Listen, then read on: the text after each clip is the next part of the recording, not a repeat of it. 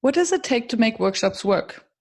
And how can we actually facilitate collaboration that sticks and that leads to results? My name is Miriam Happness, and it is my mission to help you to make workshops work. Today with me on the show is Meghan Preiss, and we are talking about the woods and how to use the woods to co-create. So what happens if we take corporates to the woods, or if we take the woods into the corporates? Stay tuned. Hello, Meghan. Hi. I'm so happy to have you here. I'm so excited to do this. Yes. And we're going to talk about facilitation, about co-creation, and about workshops in the woods. Yes. I love it. When you told me about this in our briefing interview, I got so excited. I love the topic, and I love to hear more about that. But maybe before we jump right into it, I am curious. So you're a designer and researcher. You conduct research on user experience on different designs, and you facilitate co-creation. Yes. So how did you get into facilitation, and what fascinates you about it? So I went to school at Savannah College of Art and Design, and we call it SCAD, but at SCAD, there's a program called the CLC. And so it's a collaborative learning center. And what they do is they bring in clients, and the students get firsthand experience on what it's like to work with a client. Mm-hmm. And it's kind of like this grading experience, but you're actually producing quality work that you would in more of a consultancy. Mm-hmm. And so through that experience, my professors really pushed me to always be the one presenting or always be the one organizing the co-creations. And I think that's because I love details. And so I have this hyper sense of being organized. Mm-hmm. And so I've always just been trusted to plan events and things like that. Mm-hmm. And also one of my degrees is in service design. And in service design, we actually have a class where we learn co-creation and how it's really important to bring in your clients or bring in the people that you're working with to work through these problems with you. So that's kind of how I started. And then really, I guess throughout school, I attended a bunch of workshops and lectures from large companies like IBM and IDEO, and they always came to SCAD, and I always signed up for them. Mm-hmm. And so I always got to learn what they were doing and what worked and what didn't work and what I liked and what I didn't like. And so, from the beginning, I would say that I've always just really been into talking to people and kind of hearing their viewpoint. Mm-hmm. And that kind of led me to research, but also facilitating, because then I can bounce around to different groups and I get to kind of talk to everybody in the room and understand what they're looking to get out of this workshop or the project at the end. And I remember that you shared in our first call that you used to be quite shy. Yes. So how did it come that your lectures, your professors selected you to present, and how did you grow into that shy? Yeah, so I used to be really shy, and I started going to this design camp Shift. We'll talk probably more about that later. Mm-hmm. My professors also went to that camp. And so between both the relaxed environment of Shift and school, they really got to see what my strengths and weaknesses were and how much they could really push me to become the best version of myself. And so through both the camp and school, they kind of were taking little baby steps to bring me out of my shell. And so it was things like, okay, stand on stage with this large group and present this item that you made in the woods that doesn't really matter. You're not being graded on it.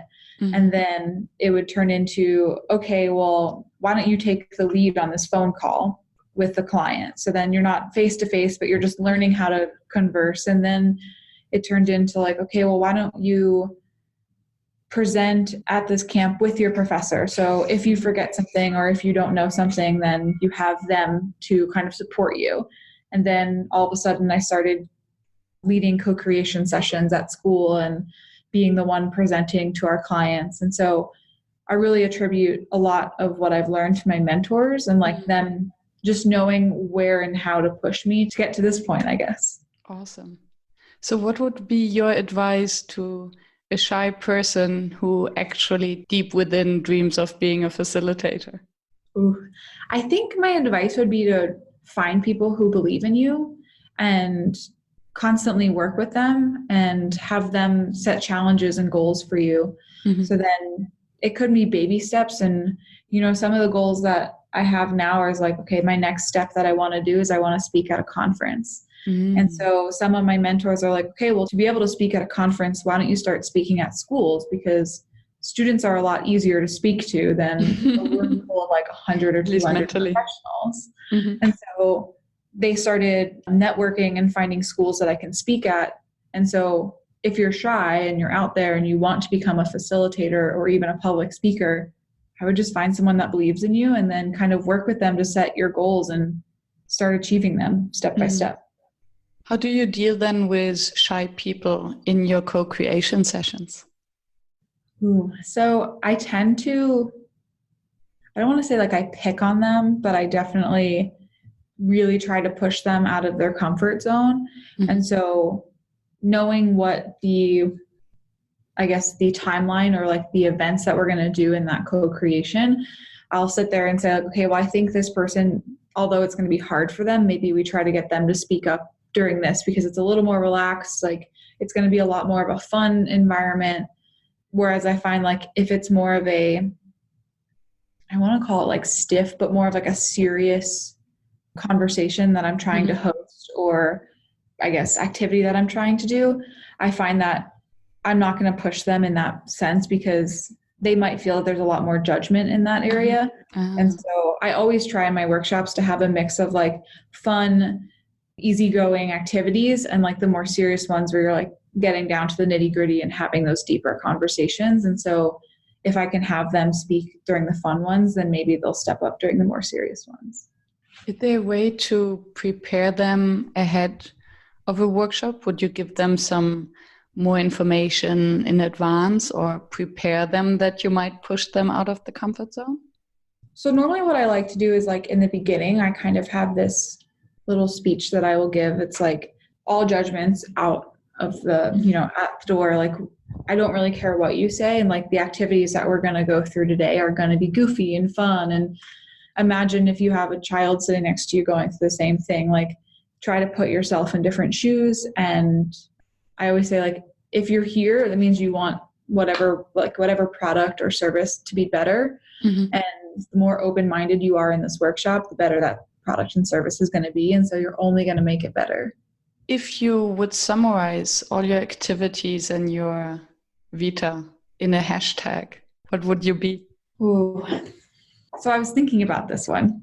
The one that always comes to mind that I really love is a hashtag that's live now, but it's Be the Shift. Mm-hmm. And what I love about it is it's encouraging you to shift everything. So whether you're shifting the meeting you're going into to be more positive, or like you're shifting your day, you're trying to be more empowering to yourself. And I feel like that's one of my goals, is to always impact people or a room in a more positive way and mm-hmm. kind of shift them to think positively or think of things in a different angle. And so hashtag Be the Shift. Nice. And facilitate the shift through co-creation. Awesome. Yes.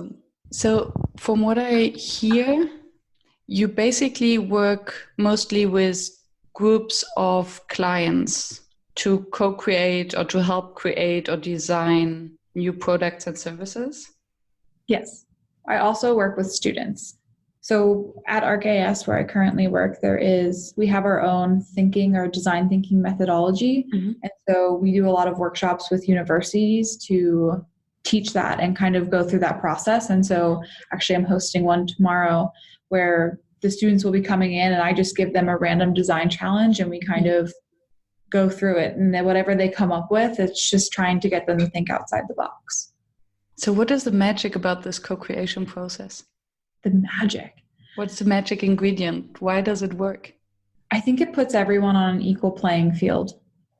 Mm-hmm. And so whether you have a CEO or a student or, I don't know, the CFO or some finance person, bringing everybody into a room to solve the problem puts everyone on an equal playing field where at some point it doesn't really matter what your title is because you're all trying to solve that problem or accomplish that goal, and you have to work together. And so I think that's kind of the magic of co-creation, is just being an equal playing field and kind of getting to see everyone's viewpoint in one session. Mm. And working maybe on the same problem together in a creative way, using the hands, playing around. Would you invite students to join the client workshops to play maybe the wild card or to get some new perspective? I would love to. At the camp, which in the woods, we actually did that once where we had professionals come in, and then we had college students, and then we actually brought in a local, I guess they were like a nature school, but they were 6 to 12-year-olds, and we put them in the groups as well. And so all three of those generations coming together and solving a problem.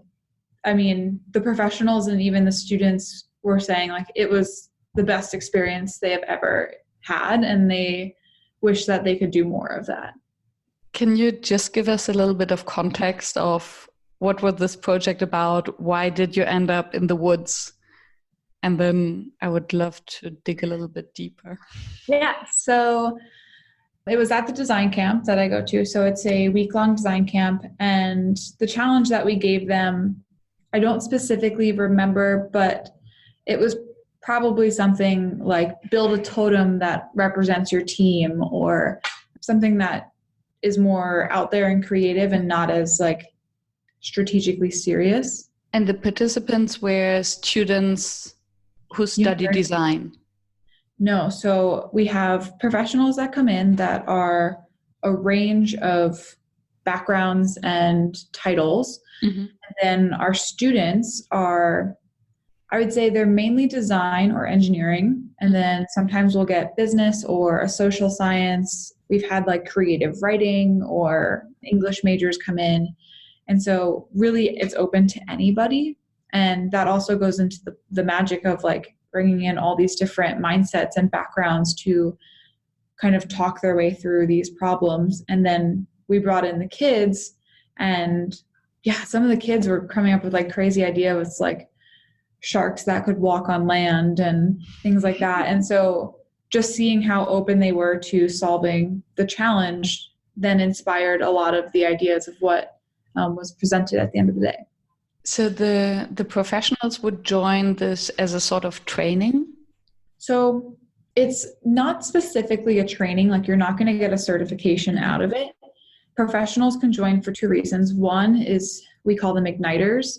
And so they are doing a workshop, or hosting or facilitating a workshop or presenting. Or you can sign up to be a camper, which means that you're just going to participate in the camp as it is. And one of the things about the camp is that no one knows what your title is. And so we take away all of that, and from initial meeting, all you learn about each other is your name. And so we've had creative directors and VPs and pretty high ups in companies attend this camp and work with the students. And it's great in two ways of like learning how to communicate up and down. But then also for the students and the professionals, they get to meet people without the title or without that like anxiety behind it. And so there's actually been a few of our campers that have gotten jobs from being on the team with a professional. Awesome. And this happens in the woods. So this means you don't have flip charts, you don't have whiteboards, you don't have projectors. Correct. Do you have internet connection? We try not to. So like the camp itself has Wi-Fi, like the staff, because we have to communicate with the outside world. But for the most part, the campers do not have Wi-Fi. So what's the impact of this low-tech environment in nature on the creativity and the co-creation process? It's actually quite magical, to be honest. It's at first it's a struggle because you don't realize how often you're using the internet or that you're going to Google to look something up or to be inspired. And then probably about like a day or two in, people start realizing that you can get inspired by many different things. And then the conversations start getting a lot more in depth. And it's interesting to see the growth of the teams throughout the week. So at the beginning, it's like everyone's still, even if they're not on teams with their friends, they will still separate from their team to go hang out with their friends. And then at the end of the week, through the co-creations and all of the workshops, all the teams become really close. And we've had people like invite each other to their weddings because of how close they get at this camp. And I think a lot of that is because you don't have internet. So you have to talk and you have to engage in conversation. And it's no longer about like, oh, posting this on social media or making sure that you document this every step of the way. Yeah. So what I experienced from offline digital detox silent camps just by myself, that I realized how much I actually know, but I never really consult myself. This might sound silly. So I really discovered some knowledge or experience that I would not have revealed because I'm always too fast to, as you say, go on Google or ask other people. So I can imagine that on such a camp, when you cannot Google something, you start asking others, and then you realize how much you can actually learn from each other. And this might also boost the respect and the bonding in this group. Yeah, and it's also really great that we have professors from different universities come as well. So then at some point you really get to learn like what your professor knows outside of like the curriculum. And so if you ever want to push a project when you're back in school or really learn something else, then you have this like deeper connection with them that you can talk to them, and you understand that you don't always have to go to Google, that you can ask for help. Yeah. And you started sharing the story because I asked you whether you bring students from your university project into the co-creation workshops in the businesses. What is it that makes it work in the woods, but maybe not at the creative room or the corporate? So I think what makes the woods so special is that there really is a lack of judgment. And so after a week of, they're camping in a tent. And so I feel like after a week of camping or even a night of camping, everyone understands that you're like I keep repeating this, but like you're on an equal playing field. It doesn't matter if you're wearing Nikes one day or I don't know, Louboutins next, like everyone's on the equal playing field. And so it really lowers that judgment factor. And not only that, you're not getting graded. You're not going there for a certification. You're not going there to pass certain tests. You're going there to better yourself. And so the only person that's really judging you or grading you, so to speak, is yourself. And so it becomes this really great collaborative environment, like a community where everyone realizes that they're there for a reason to better some skill set of theirs or some personality trait.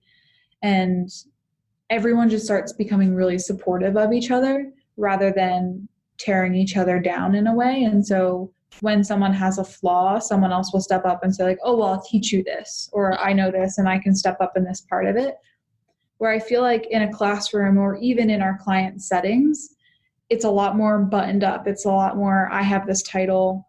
And if you're sitting there next to your higher up or your manager, at some point you're still going to be nervous of saying something wrong or doing something to disappoint them or upset them. And so I think the woods are better just because, it's much more open. It's less judgmental. How would you bring the woods to the corporate world? Yeah, so I had to think about this one for quite a while. And I think there's different ways that I was thinking about this. And so one would be to take the co-creation out of the client's building. Mm-hmm. And so whether our clients are coming here, because then it's a new environment, they're not worried about some coworker walking by or some thing that they have to do, maybe a meeting that's going on that they're missing. They are fully focused on the environment that they're in.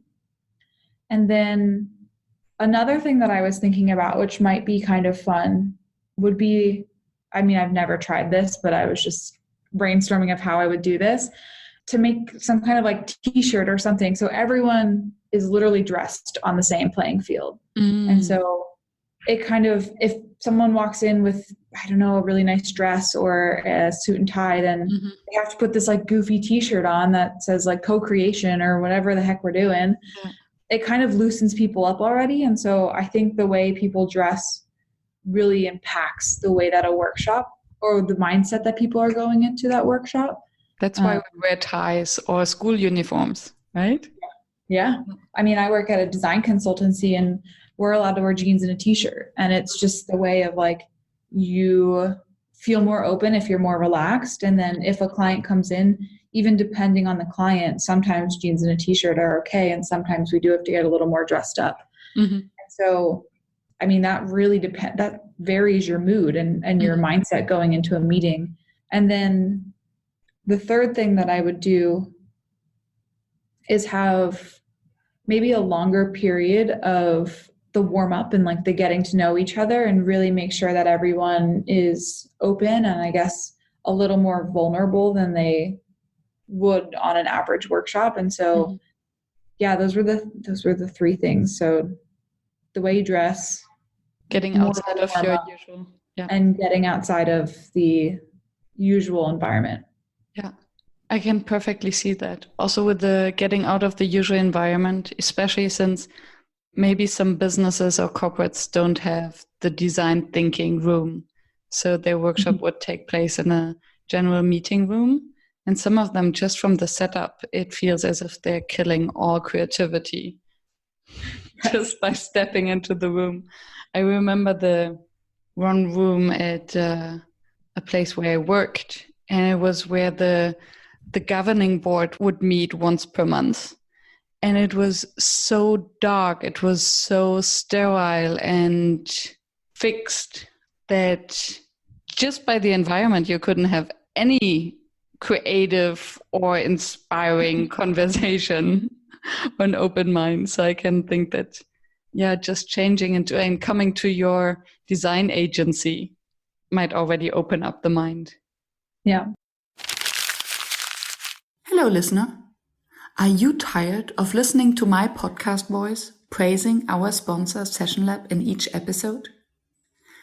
I think it's time to pass the mic over to you. So if you are as much of a Session Lab fan and user as I am, please share your experience and praise, and don't be shy of add a sentence of self-promo. Send me your soundbite and you might hear yourself on the next show and find your name and URL in the show notes. I'm looking forward to hearing from you. So what kind of exercise would you then do with them, or what's your favorite exercise to get business people into creative mode? So one of my favorite exercises is, I call it How Would XYZ Solve It? And so it's really, I throw out different points of view to solve the problem. So say we're designing or solving, I don't know, let's just go like transportation in LA, which is horrible. And so then I try to throw out different points of view where I'll be like, okay, well, like, how would a 3-year-old solve this problem? And so then they're like starting to think like, okay, well, they might just say like King Kong comes and crushes the whole thing. And like, I try to really make sure that they're thinking outside the box. And then I might do like, okay, well, how would your grandmother solve this? And writing all these ideas down on Post-it notes and putting them on the board. At the end of going through a certain amount of different, I guess, points of view, you start to see that some of the ideas that you might have thought were funny actually kind of make sense. And you can take from them to solve whatever problem you're having. And so I think that's always my first after like the warm up and the getting to know each other, then I try to always go through that, I guess, activity, because I think it's just a really great way for one, people to laugh and like start to relax. And then also to see that like, okay, well, maybe King Kong coming and crushing these highways actually isn't a bad idea. Maybe we do need to reevaluate how we have set up our highways in LA. And so once you start digging deeper into like what the actual main point of that like crazy idea was, you start coming up with better solutions, and it just really opens up people's minds. Yeah. So how would you select those ideas that are crazy enough with still kind of a glimpse of reality or something you can work with? Yeah. So normally what we do is when people come up with ideas, we then have them present the ideas. And I can tell by their reasoning of why they thought that a 2-year-old might solve it this way or a 3-year-old might solve it. And then at the end of all of the ideas being on the board, we give people like little stickers to vote for their favorite ideas. And so it kind of just comes up organically. And then most of the time people will vote for the more serious ones. So we then distribute stickers to have the clients and participants vote on their favorite idea. And then as the facilitator, I think it's my job to go through the ideas that might have not been voted for and kind of challenge that and challenge why they haven't been voted for, and try to change that point of view to see if there's anything that we're missing or that could be a good idea that maybe was just looked over. Yeah. And I love, as a facilitator, I love this part where I would ask participants, okay, so which ideas do you consider totally irrelevant, for instance?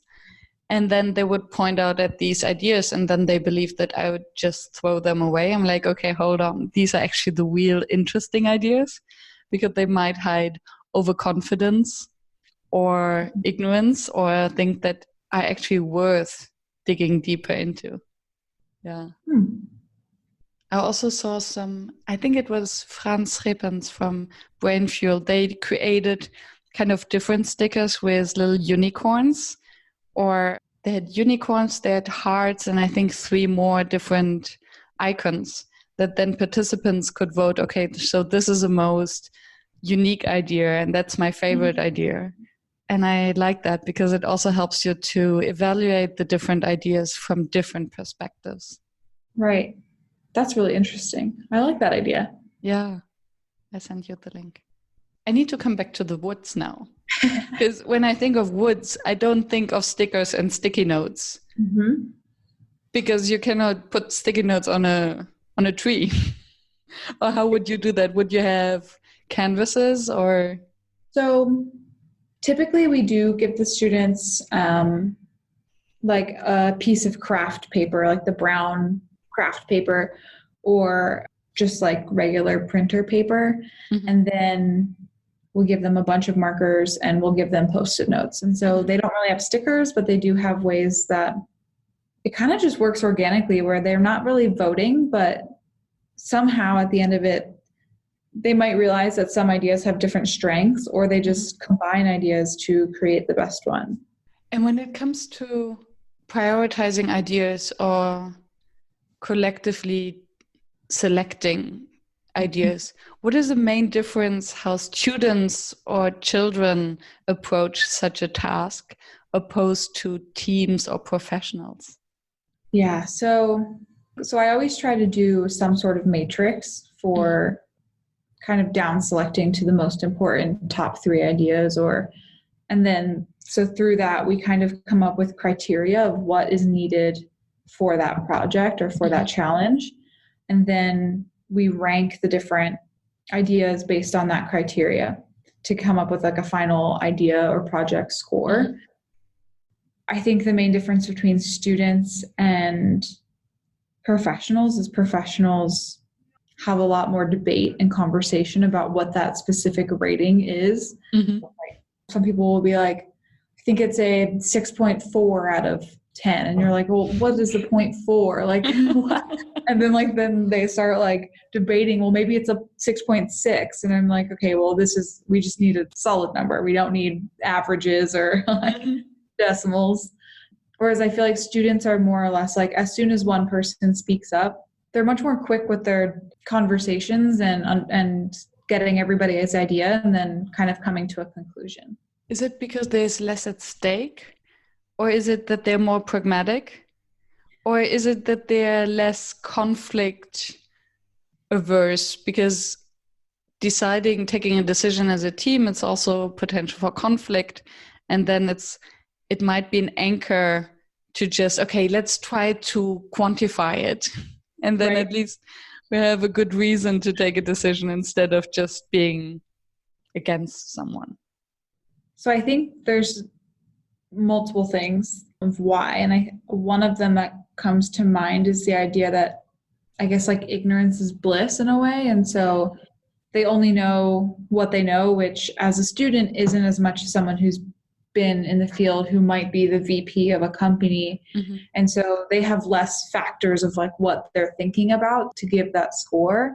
Whereas in corporate, I feel like people are thinking of so many other things. Like if we're rating on how easy it is to manufacture this said product, then the engineer is thinking of all the things that are going to go wrong and how many things it's going to be. And then compared to like an engineer that might just be in school and still learning, they don't know all of the things that could go wrong. And so their decision making is going to be a lot quicker because ignorance is bliss in a way. And then I think also there's not as much at stake. And so there is a difference between student projects versus a corporate project. And I think a lot of that has to do with finances.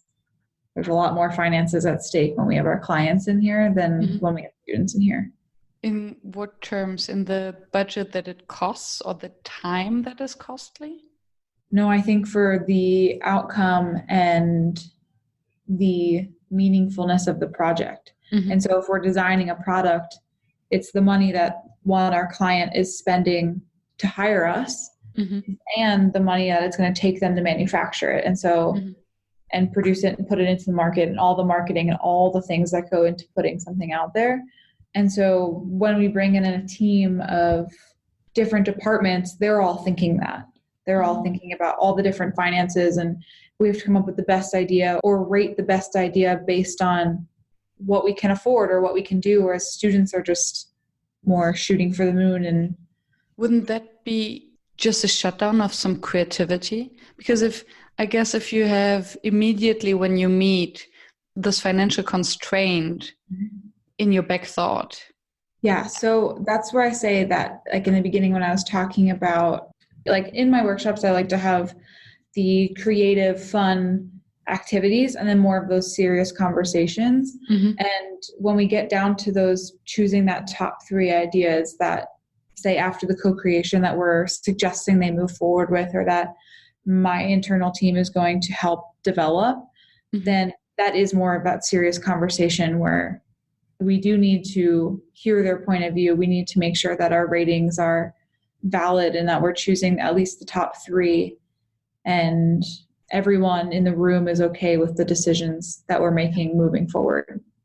So yes, at the end of the workshop, when we go through this matrix of coming up with the ideas, it is more of a serious conversation where creativity might not always be the most important thing in the room. And I totally get that. I was rather thinking of the beginning of such a workshop. So if you're already approaching the entire topic with financial restrictions in the back of your mind, so you're joining this workshop and you think, okay, I'm not allowed to go all crazy and shooting for the moon because our company is facing, decreasing sales anyway. Right. So typically when I go through that activity of like, how would XYZ solve it? One of my points of view is, how would you solve this if you had unlimited money? Okay. And so trying to get them to think that, like, don't let money hold you back, because there might be solutions or ways that we can decrease costs somewhere else to help bring that idea to market. Would you then also ask the question, how would you solve it if you didn't have any budget? Yes. Yeah. So I always try to do opposing points of view. So like a child and a grandma. And so you're getting both sides. So when you have unlimited money or when you have no money. Interesting. What would, what could leaders in the corporate context learn from children in a co-creation process? Oh, they can learn so much from children. I think the main thing is just, I guess I would say, wow, I don't know. There's so many things. They can learn to get rid of all the judgment they have. I think that's one of the biggest things that hold people back is the fear of judgment, whether that's they're judging themselves or outside people judging them. And I think that's the one thing that kids at some point don't have that fear. They haven't learned that people judge them yet. Yeah. And so they kind of just come up with crazy ideas and everyone laughs, and it's like we laugh at because they're a kid, but in reality, we need more of that in everyday life. We need more of that freedom to think creatively and do things without the fear of someone looking at you the wrong way or thinking that you're crazy. Mm-hmm. And I think people like, I don't know, like Einstein and Nikola Tesla, like they really nailed that. I mean, they thought outside the box, which is why some of our best inventions today came from them. And I think they really embraced some of those kid-like techniques where they just wrote down their ideas, whether they were good or not. And I think that's really important. And I feel like when you get to a certain level or you start working higher up in corporate or even in consulting, you kind of lose that because you have so many other stresses on your life that you're constantly in fear of something. Do you have an exercise or technique in mind to get rid of this fear of judgment? So typically what we try to do, I like to just kind of be, I guess, a little more forward. And so when we're going through those icebreakers and we're meeting each other and trying to become comfortable with each other, one of the things I always ask is like, what is your biggest fear with this project? Mm-hmm. And we write them on the wall or like on a Post-it note and put them on the wall. And then we try to find solutions for everyone's fear. Mm-hmm. And so if the CEO or the CFO is like, well, I'm nervous about my biggest fear is that we financially go under, then maybe the marketing person will write something on the ideas of like, okay, well, let's make sure that we create marketing to potentially new users or something like that. And so then it's kind of a different way of, I guess, ideating or co-creating, but it's just trying to see that like at the end of the day, they're all kind of there for each other. Mm-hmm. And everyone has different strengths and everyone has different weaknesses and different fears. And so if you're just more open about them, another thing that I try to do is everyone write down your top 3 strengths and your top 3 weaknesses, and we share them. And so then you start seeing that someone is balancing your weakness. Mm-hmm. And so the whole point of everyone coming together is really to pull all of your strengths together. And if you have a weakness, who cares? Like if you're terrible at sketching and we're doing some kind of like Pictionary workshop, who cares? Like as long as you can communicate your idea to maybe your team member who's a better sketcher, then the outcome is still the same. You're still getting your idea across. Yeah. Nice way to see the compliments in a team. Yeah. Nice. From your experience, what makes a workshop work? It's multiple things. So one, getting people to open their minds and just be, I guess, open to any outcome or any experience that might be thrown at them.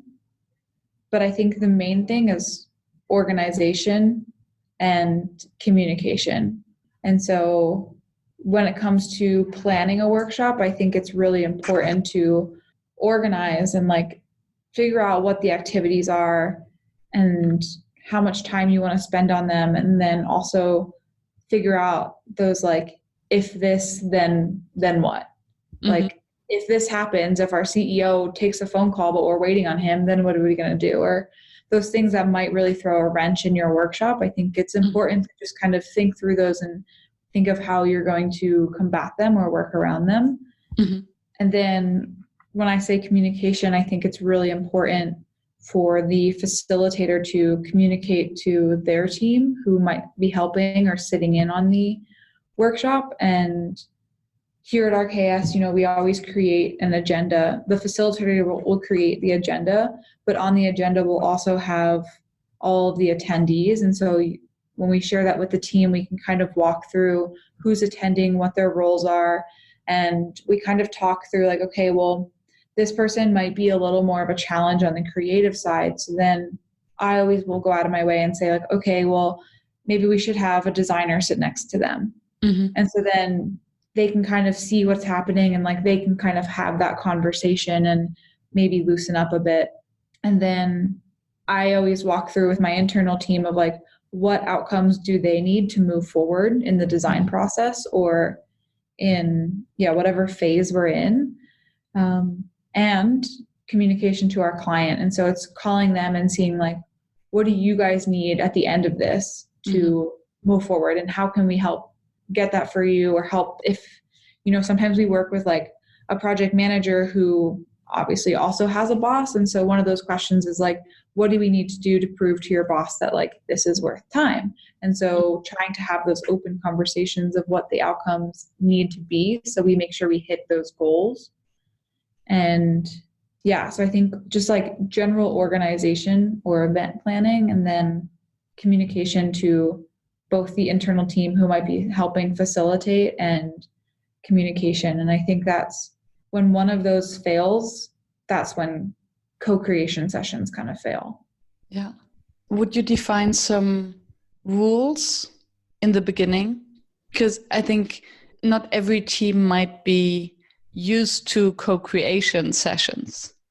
Right. How would you help them? How would you facilitate them to get into the game?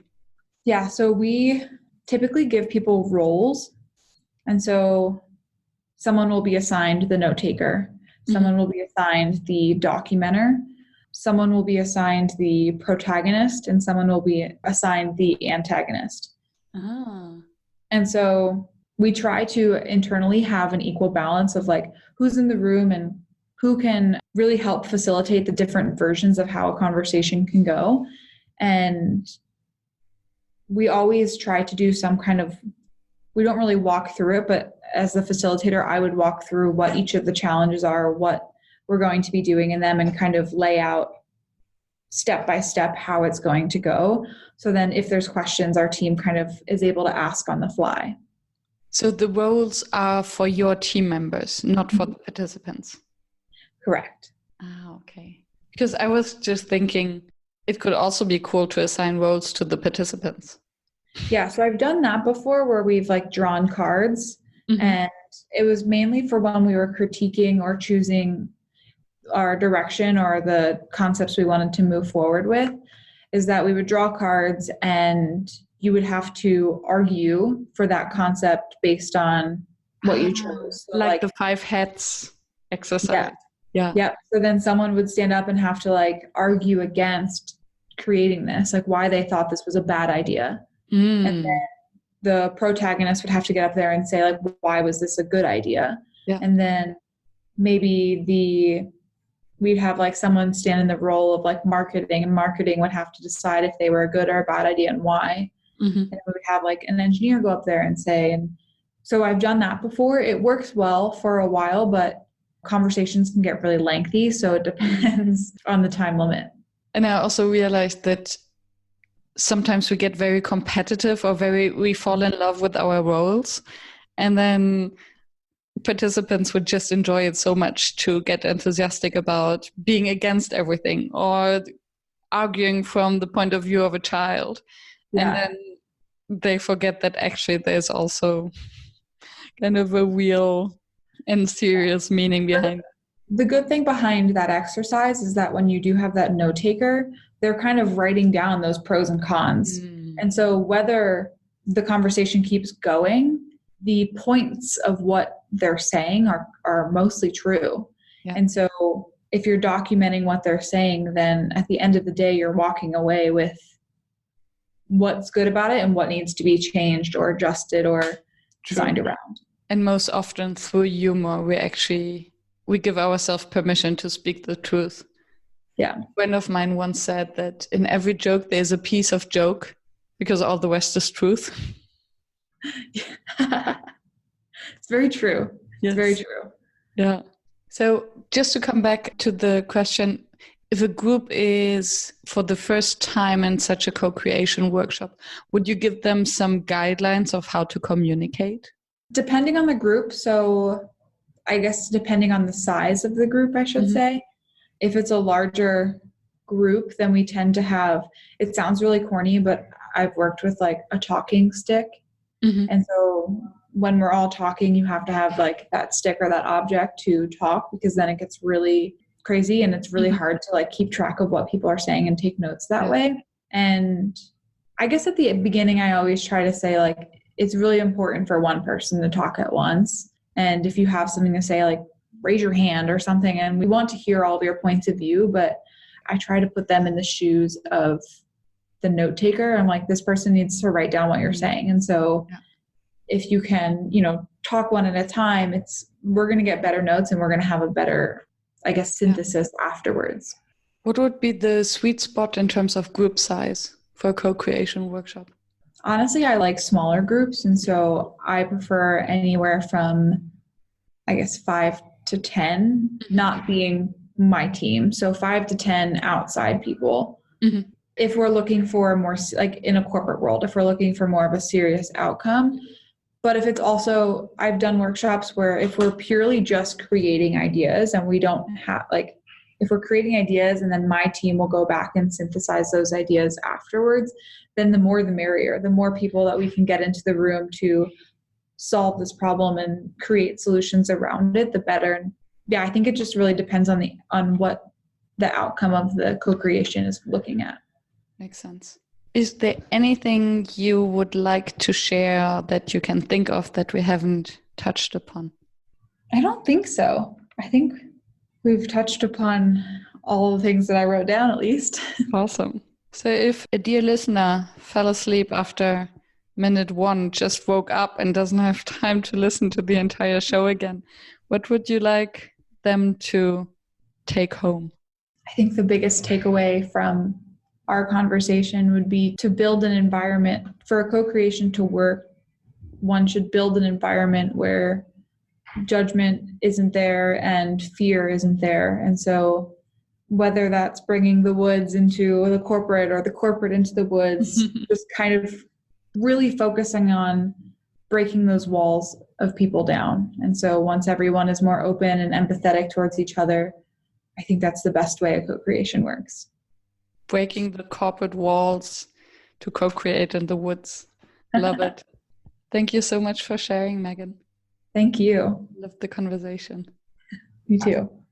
So happy co-creation. Happy co-creating. Yes.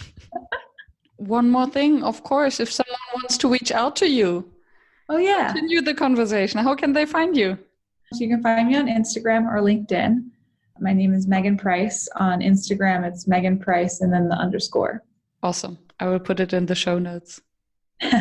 Awesome. Great. Thank you. Bye, Meghan. Bye. Thank you for staying tuned and listening to the show. I appreciate your attention as I know how busy you are. If you enjoyed it, please subscribe and engage by sharing your comments and thoughts, and visit workshops.work to download the one-page summary. I'm looking forward to seeing you back at the next episode, and I wish you a fruitful day.